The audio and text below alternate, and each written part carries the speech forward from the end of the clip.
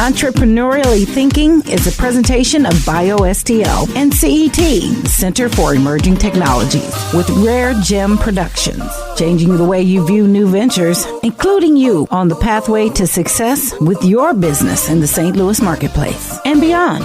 Here's your hosts, Cheryl and Christy. Now let's get thinking entrepreneurially. Welcome to the Entrepreneurially Thinking podcast. Our goal is to energize your entrepreneurial mindset and create pathways for business success in the St. Louis marketplace and beyond.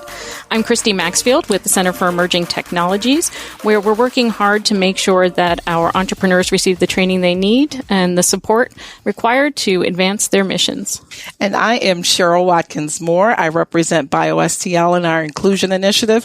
We're trying to get all of our folks here in our region involved, especially our women and our minorities involved in this entrepreneurial ecosystem that is just booming here in St. Louis. So welcome. So if you've listened before, you know we're doing this show because we needed to step outside our comfort zone and meet you all where you are. And we're asking you to step outside your comfort zone. And we are certainly stepping out of our comfort zone. We're getting better and better. Eventually this will be comfortable. But right now we're still learning. Yep. And we're really glad that you're on the journey with us. Yep. So we just want to move all the constraints out of your way and get you thinking about how you can be engaged in St. Louis's entrepreneurship, innovation, small business, whatever you want to call it. We want you involved. So we want you to also be able to find us when you're on your favorite digital or streaming platforms. So you can find Entrepreneurially Thinking through many different streams: Facebook, Twitter, LinkedIn, Stitcher, and iTunes. Everywhere you find the important information in your life, that's where you can find us. So I think Christy and I are so excited with our guest today.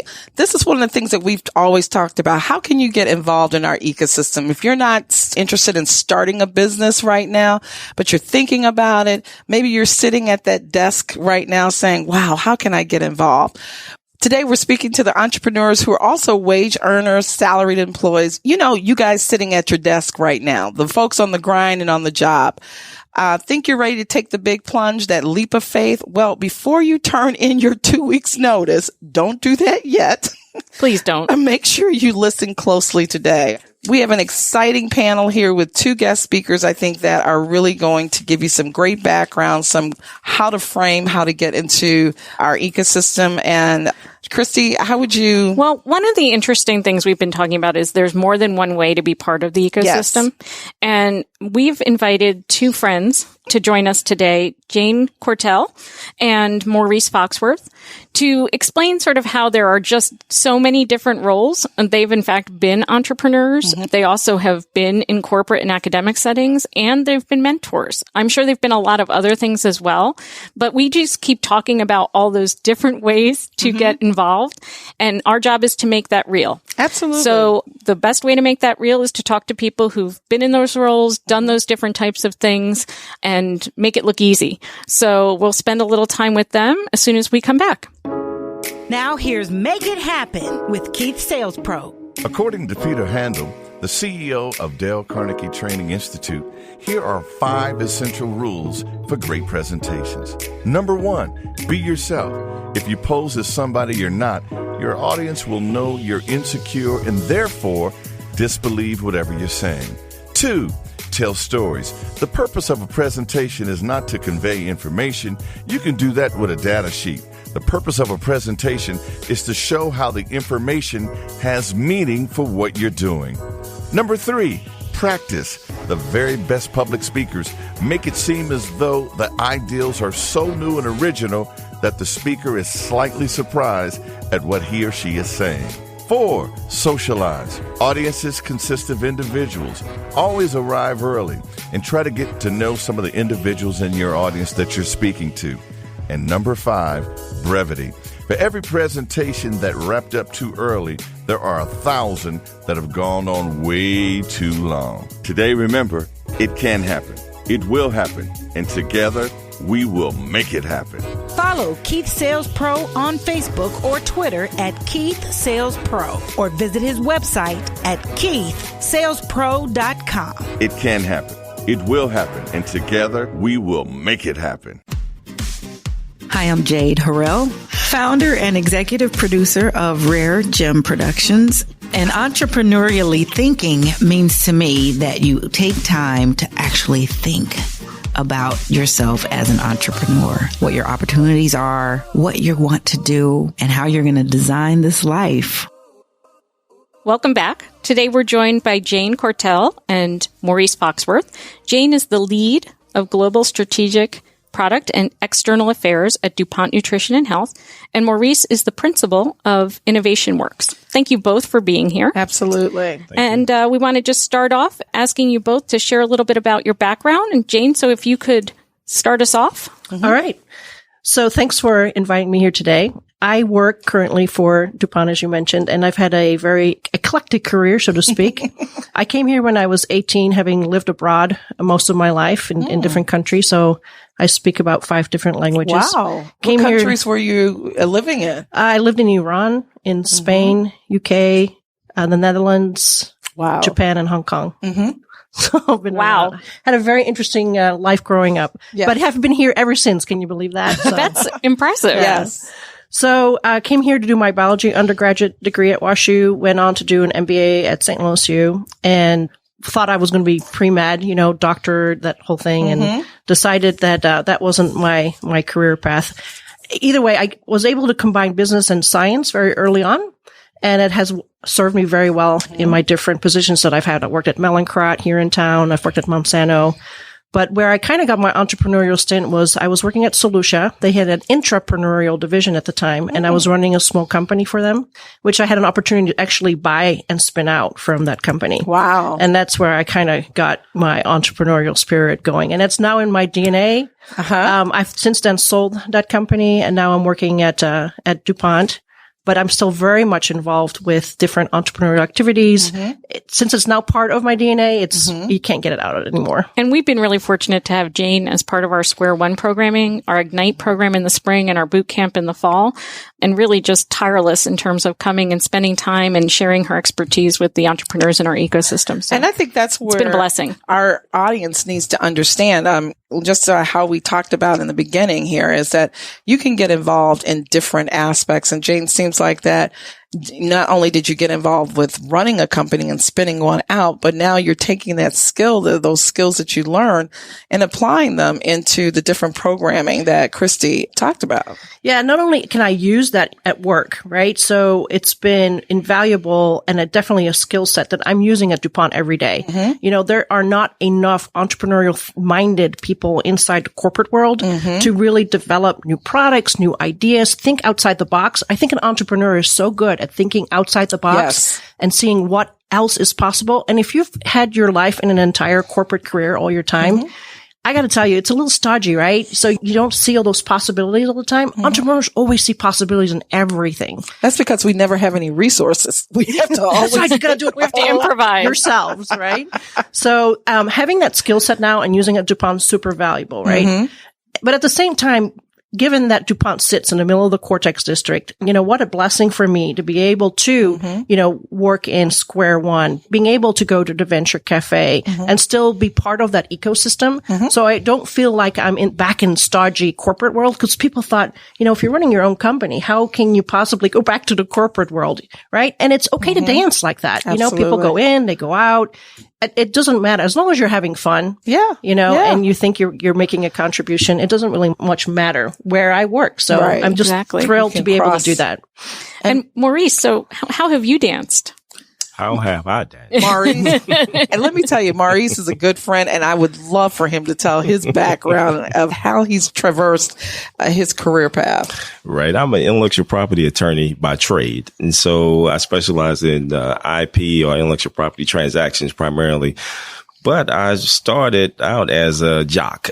I went to school on the athletic scholarship. And while I was there, I got inspired and connected to technology, particularly simulations and artificial intelligence and things I thought I could never, ever do. And things that are huge now. Yes. Exactly. And at Howard University. And I was fortunate enough to get an opportunity to work for NASA. And from working with NASA and the work that I had done at Howard University in terms of looking at historically Black colleges and universities and their research infrastructure and how those institutions could build research capacity. At the same time, NASA was creating a program to help those institutions build their capacity. So I was probably one of the few people in the country that understood how to work with these institutions. So as part of my background in simulation, they wanted to develop this whole robust training around project management using simulation, similar to what they did for the astronauts. So they brought me in for that. Right after show how old I am, right at the first Challenger accident, I was a part of that team. And also at the same time, I had a dual purpose of working with historically Black colleges and universities and enhancing their ability to do world-class research. And so those years were great years for me. I love NASA. If you look at my car now, I have a NASA sticker on the back. My husband would love to spend some quality time with you. I think I have more space books in my house than I do anything else. But that foundation at NASA kind of ignited my passion for innovation and technology.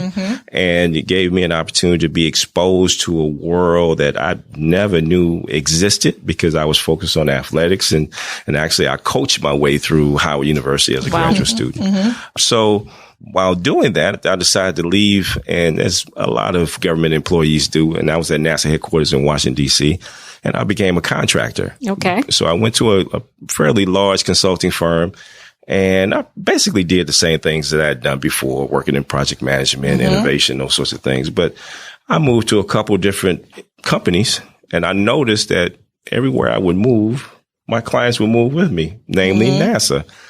So I started to think. They followed the talent. Yeah, absolutely. I said, well, they're following me and the money's following me. Maybe I should just take all the money. No money, no mission. No money, no margin. That's right. So the last firm I worked with, it was a firm called Futron. I met a co-worker, Cynthia Dinkins, and we started Foxworth and Dinkins. And what we did, we specialized in, now that we have capacity in a lot of minority institutions, not just historically Black colleges and universities, but also Hispanic serving institutions, tribal colleges. How could we expand that capacity into commercializing or transferring that technology and hold them to the same standards of other research-oriented institutions? And so we focus primarily on assisting federal agencies, primarily NASA, Department of Energy, Department of Defense, and other R&D focused agencies, and assisting them in building capacity in those institutions to commercialize technology. And we had quite a few successes in that. And I did that for a number of years. And when I first started, my competition were mainly MBAs, and they became attorneys. Interesting. So I decided to come back to St. Louis, where I grew up, and go to law school at St. Louis University, where I received my JD and passed the bar in practice. And at the same time I did that, St. Louis University set aside $5 million to create an office that focused on technology transfer. And I wrote Dr. Bionde, Father Bionde, rather, a letter explaining my background in working with institutions in technology commercialization. And they hired me as a consultant to create the office and the structure. So I did that.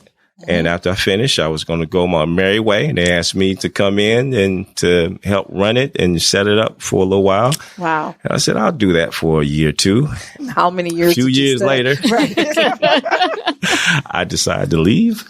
And then they offered me the opportunity to be the director of the office. And I actually directed the office for a number of years before going back into private practice, because I was drawn by the entrepreneurial craving of getting back and mixing it up. But it was a great experience at SLU because it was an entrepreneurial type of opportunity within the university, but just that external calling of being that out in the ocean of innovation is just something that's just, I couldn't resist. So both of you guys, it's very interesting how your careers have, meandered and brought you both to SLU, and how you've impacted and worked with innovation in different aspects. Jane within a large company, and then working and developing a smaller unit within a large company. And Maurice, you looking at technology from a commercialization standpoint and from an academic standpoint, transferring that technology from from the university into, I call it the real world, right? So, for our audience, I think you guys are sitting in unique spots. How do you think folks who are maybe asking questions of how can I get involved? What would be some of your ideas for involved? How could people actually start to engage in our ecosystem? What are your thoughts? Well, you got to just jump in, right? You got to let go of the edge of the pool and just do it. So for me, when I had the opportunity to spin it out, it wasn't also, I was kind of, at that time anyway, I had been in corporate all my life. And so what essentially happened was the senior management came to me and they said, look, we're looking at selling Solutia, and all these entrepreneurial companies that we have, we're going to either sell them off or shut them down. Wow. So I'm like, okay, well, I just, built this thing up for the last 2 years and now my little baby's going to go, right? So I come home later that night and sat down at the dinner table with my husband. And I said, well, guess what? Looks like I'm going to be looking for a job in the next 6 months, and he's an attorney by training. And he's like, oh, we should buy that company. And I'm like, sat there like across the table from him, like, you're kidding me, right? Like as if they're ever going to sell it to us, Was that a new tendency for him, or did you think he had that in him? He had that in him. Okay. He had been an attorney, had a private practice, he was kind of a self-made man, in quotations, for, for his entire career. So he was an entrepreneur. So he was from the get-go, right? And I'm like, wow, I don't know. That's a little scary. That's a little daunting. But your concern was that they wouldn't sell it to you. Right. Not that you couldn't do that. Interesting. Right. Kind of like that mindset of like, I'm a nobody. But, that's old BS, but right? You were running it. Right. But I was running it. But I was running it in a corporate world. So I couldn't do this outside of the corporate environment, right? Well, long story short, this was in 2008. And so the financial environment was a little challenging. But we took a little mini roadshow around the St. Louis financial institution to see if we could find people who were willing to invest with us in buying it out. And like I said, that was challenging because of the condition of those years, right? The economy was in pretty bad shape. We did end up finding a number of private angel investors that went in with us, and we ended up exactly doing that. And then my husband and I ran that company for a number of years together, and not for the faint, by the way. If you really want, you got to have a strong marriage to be able to, no kidding. have your husband be your boss. Oh my God, he liked to say, if he were sitting here, he's like, yeah, I acquired my wife twice. He's lucky he's still around to say that. Right. But here's my point, is you're just going to have to take the plunge. If you sit there at the sidelines, nothing is going to happen. If you really want to get engaged, just get engaged. Talk to somebody who already is an entrepreneur. Come to lots of the different events that are happening in the Cortex ecosystem. Venture Cafe is an obvious one to point to. Yep. Right? But sitting on the sidelines, guys, it's not where the game is going to happen. You got to get on the court. And from my standpoint, it comes down to one critical thing, and that's inspiration. You have to be inspired, because the things that you're going to go through, we can't list you every step of the way, because there's different turns and twists that you'll come into, but you have to be inspired. I guess when you think about Edison, and he said that invention is 1% inspiration and 99% perspiration. But it's just like your grandmother's recipe. If you leave out that little pinch, even though it may be the minority of what's required, it's the most essential part of it's the the secret success. Sauce. Yeah. And that's what inspiration is. Because if you're not inspired, it's very difficult for you to go the distance in terms of the journey. And so find things that you have passion about, that you're willing to. I tell folks, I do what I do. I will do it for lunch money. I don't want to do it for lunch money. But I love it. Right. So you have to put yourself in the situation where your inspiration is enough to carry you at least far enough down the road to kind of remain focused, so you can have those conversations and hear all the no's that you'll hear over and over. And you hear folks questioning you, particularly in the innovation space. And the entrepreneurial space in general is difficult. But when you speak of innovation and you're on the leading edge of different things and ways of thinking, no one's out there has probably heard of the things that you're talking about. Yeah, you're on the bleeding edge. Exactly. Right. And you're the expert. And they're doubting you. Right. Oh, that's not going to work. Right. This is not going to work. That's what innovation is. So it makes it that much more difficult to really continue to move forward. And that's why you have to have that inner fortitude that's supplied by inspiration. Also, just to build on that, what you're saying is, if you have all those no's around you, come to these different events in the Cortex district, because the people here around this area, they're the ones that are saying, oh yeah, I think that's great. Oh, I know somebody who can tell you about XYZ.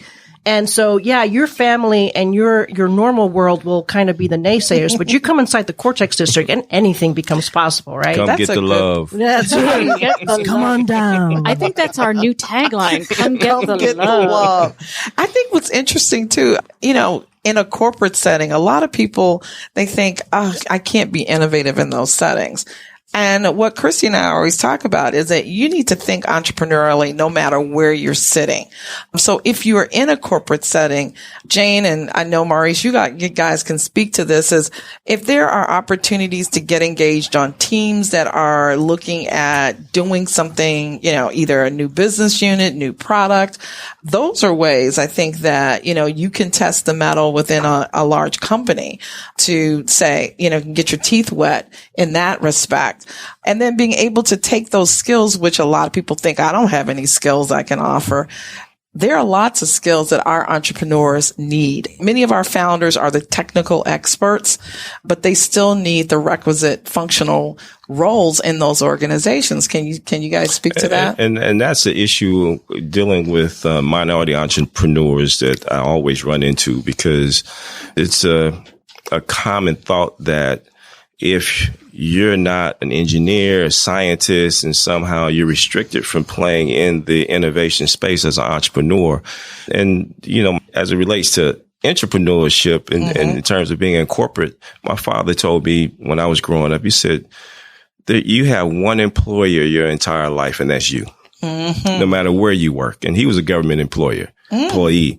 So he raised me on the thought that you are always in a position you have to value your contribution to the organization. And if you're not providing value, then you're in jeopardy. Right. So you have to be in a constant search for that value. And this was at times when your dad was working, where people worked one job all their life and they had sustainability in these jobs. Exactly. Now nobody has loyalty, and the companies certainly don't have loyalty to you. So if you're not proving your value, like you said, yeah. That's true. Yeah. So as it relates to entrepreneurship, particularly in innovation space for underrepresented minorities, oftentimes it's about accessing innovation. And where do you do that? Do you do it through a federal system, in terms of federal laboratories like NASA, Department of Energy, DOD? Do you do it because your association with, say, researchers in the university system, but less so in terms of being required to be the actual inventor? If you look at these great companies that we have, very few of the principles that you read about are the actual inventor of the technology. They are managers. They are executives that saw an opportunity. We can go from Bill Gates to Jobs on down the line. So how do we connect these groups of women and minority entrepreneurs to innovation and build a set of know-hows and skills and management and leadership qualities around that to bring those technologies to market? And I think that is why that passion, that inspiration is so important, because those are things I can't give you. Right. I can give you how to read a balance sheet. We could do a bunch of other different things. But if you don't have that in the gut type of that fire. In your belly to do this. It's difficult. You can't manufacture that. Absolutely not. We're going to take just a quick break and then come back and continue that conversation a little bit more. Maybe you're doing all you know to do to be alive and well. Everything might look great on the outside, but you might be carrying a whole lot deep on the inside. Something happens every day. It's things that catch you off guard, things that might make you just come out the blue, and it might make you a little bit stressful. And then therefore that trigger there leads to another trigger, what makes you want to compensate for that feeling. No matter what things look like right now, keep holding on. You just have to appreciate what you have and what's going on right now. Get tips to take 5. Go to aliveandwellstl.com. entrepreneurship, I think, is a means of achieving your dream. And if you have a passion and you have a dream, I would encourage everyone to dream big and then pursue that dream with a passion. So Jane and Maurice, you touched on that fire in the belly. And I think we've got some folks a little fired up, but they're also not ready to leave their day jobs. And you guys spend a lot of time working with entrepreneurs. We often say young, but what we really mean is new. Folks who are at the first time exploring this. And in some cases, as Maurice said, they are the technical founder, but they need non-technical team members, non-technical co-founders. They certainly can't do it on their own, as we know. Could you talk a little bit about what you see as some of those greatest needs? So if I'm out there and I figure, I know some stuff, I might be able to add value to the work that's being done by those entrepreneurs, but I'm not quite sure. How do we get folks over that hump? And how do we do that by letting them know what our entrepreneurs need? Yeah, well, opportunities are few and fleeting, right? So if you just sit back and just wait for something to happen, it ain't going to happen, right? You really have to start, taking that leap of faith, getting over that edge to pull, just do that. So coming into the Cortex districts, there's lots of opportunities. I can't even describe to you the things that are all here, but the first one that I love to go to today, as because it's right across the street from DuPont, but I probably would come even if I weren't sitting here, is a venture cafe. The fact that there are so many other entrepreneurs that are there and you make great network connections. It's just you guys should check it out. It's just a very easy way to kind of get used to the environment of Cortex without necessarily completely plunging in. And the other thing I want to say to that is you shouldn't give up your day job. If you've got an idea, great, explore it, come talk to some people. There's lots of, again, folks here that have been there, done that can guide you along the way. But you don't necessarily have to give up your day job right from the get-go. It's a step-by-step process, right? And you shouldn't give up your day job, And I think you speak so highly of Venture Cafe. I agree with you. You can meet so many different people from so many different walks of life, from corporate to startup to students, education to, the arts. And I think it's a great opportunity to test the mettle of your idea. And even if it's not your idea, like we were talking about, if you just think you have the opportunity to add value to the idea person, I personally describe myself as an operational entrepreneur. I'm not coming in with a big idea, but I know how to take a big idea and turn it step by step into a reality. Right?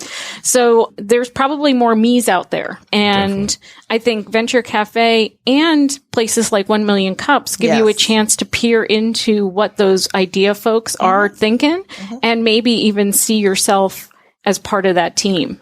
Right. From my perspective, it's really understanding, and I use sports analogies all the time, understanding your best pitch. Because if you understand your best pitch, I can guide you. I can set up the batter. We could do other things, but make sure that you always throw your best pitch.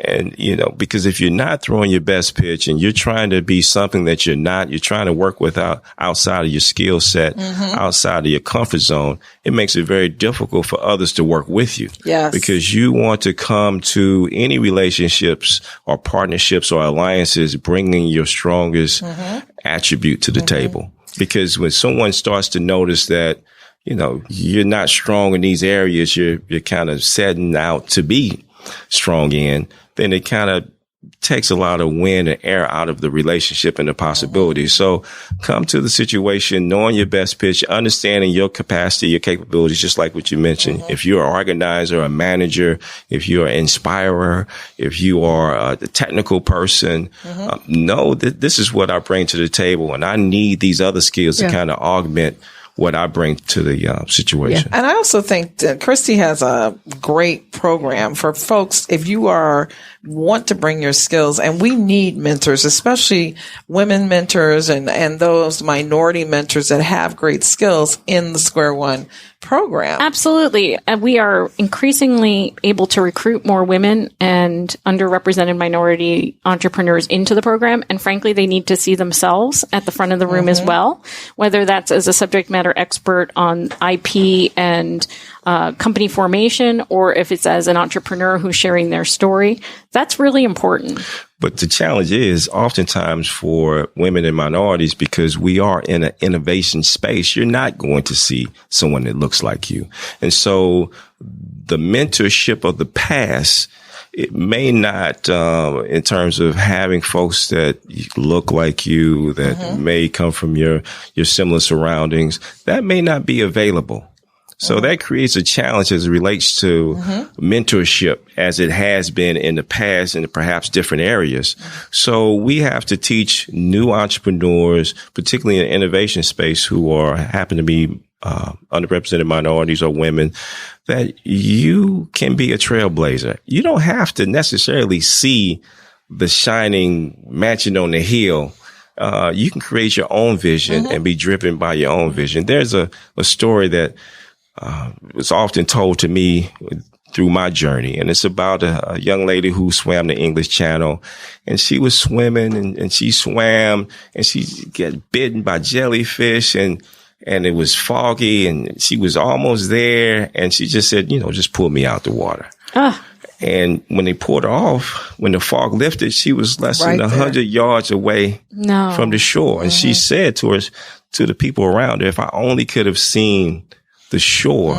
But in this business, you never see the shore. Never. Never. So you have to keep swimming. Right. And so there are things that you have to swim by sight, not by visual sight, by insight, foresight, and hindsight.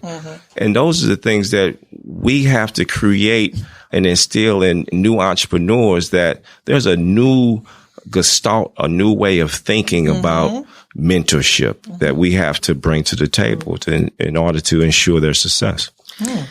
Yeah, just to kind of build on that, I totally concur with your comment about you don't need to be an expert in everything in order to be an entrepreneur. You bring a certain skill set, a certain expertise to the table, and the rest can come. Yeah. When I first started in my business, I knew nothing about finance. It was an area that I was very uncomfortable with. But again, with the mentoring and with the training and, kind of like diving in, you've got to be able to understand the financials of your company and your cash flow and your balance sheets. At the beginning, that was daunting to me.